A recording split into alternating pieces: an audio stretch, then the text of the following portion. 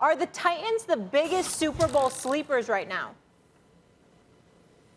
I think so. I mean, sleepers are tough because you're supposed to pick teams you think that no one's really talking about have a chance. And I guess the Titans fit the bill of the best team that no one's really predicting is going to win the Super Bowl.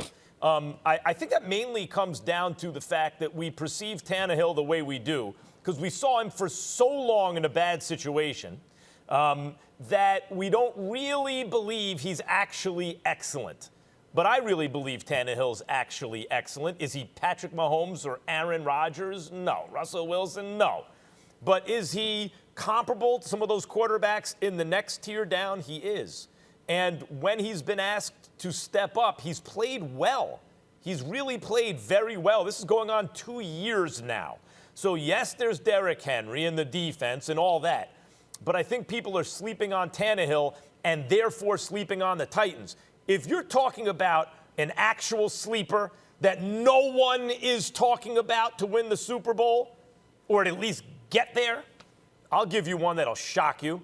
Look at the Miami Dolphins, who the last time they had a sensational young quarterback, really the last time they had one, got there in Dan Marino. And two is a different kind of quarterback, but with that aggressive defense and maybe just enough weapons on offense, his accuracy, his poise, his big game experience in college, you know, that's the kind of team, and they have an easy schedule for the next 4 weeks, and then it gets tough. But if they get in there with momentum, 8-4, 9-3, and they even split their last 4 games, that's a double-digit plus win team. It's not impossible. Double-digit plus win team with momentum and an aggressive defense and an excellent young, accurate quarterback heading into the playoffs. That's a team people are not going to want to face. I got news for you, Max Kellerman. That's not bad, but I think I got one better for you than that. How about the Las Vegas Raiders? Ladies and gentlemen, John Gruden, Mike Mayock, not doing a bad job. Now, we all know, I've asked Damien Woody, I don't know if you were here when I asked, I said, where's my job as president of basketball operations for an NBA team? I mean, if Mike Mayock can be a GM, why can't I? You know, I've said that before because he was in the media doing what I'm doing. You know what I'm saying? Doing what we're doing before he got the GM job. Look, talk about privilege, but we'll leave it alone at that because I'm being somewhat facetious. Let me be very, very clear. Mike Mayock's doing a good job. John Gruden's doing a good job.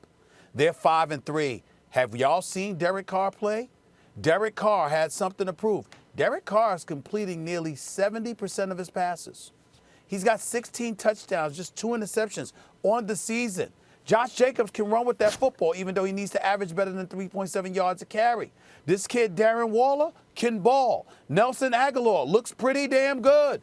Henry Ruggs, this brother can play deep pattern. This brother he can spread an offense now, okay? So they've got some weapons on the offensive side of the ball. Their defense still needs to be improved, but it's definitely better than it was a year ago. But let's look at the schedule, and let me remind y'all of who they've beaten. Carolina opening the season, no big deal. They beat the New Orleans Saints. The Kansas City Chiefs have 1 loss on their record.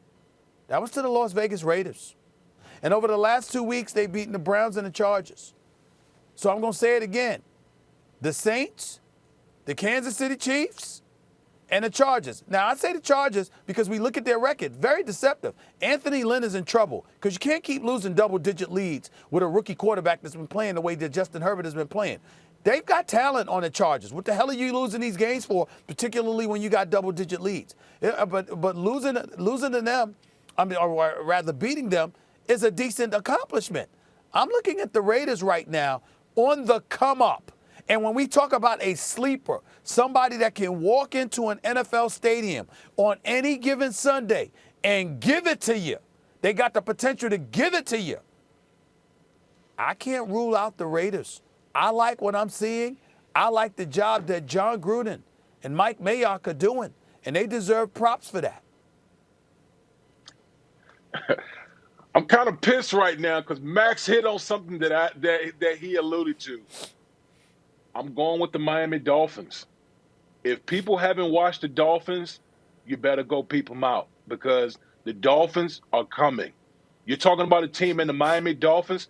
They've won 4 straight, okay? 4 straight. The Miami Dolphins are in the top 10 in scoring offense and scoring defense. They are 4th in turnover margin. This is a team that's very well coached. And Brian Flores, people were scratching their head, questioning why Brian Flores would insert Tua when Ryan Fitzpatrick was playing well.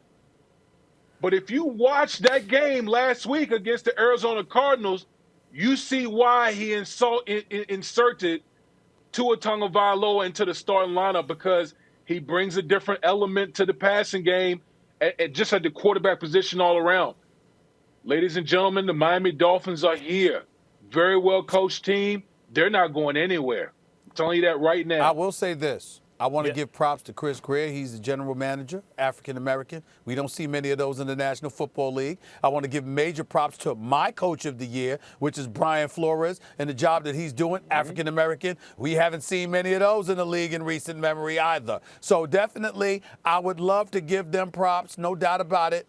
But I'm telling y'all right now, there's something about Miami that just says, I'm watching their defense. I'm watching the way they play. Their defense has been big time at times, but they just gave up 31 to Arizona. I just look at Miami, and everything to me says a year away, year away, year away.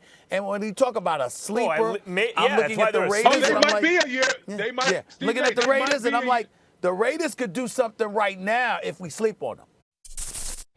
Thanks for watching ESPN on YouTube. For live streaming, sports, and premium content, subscribe to ESPN+.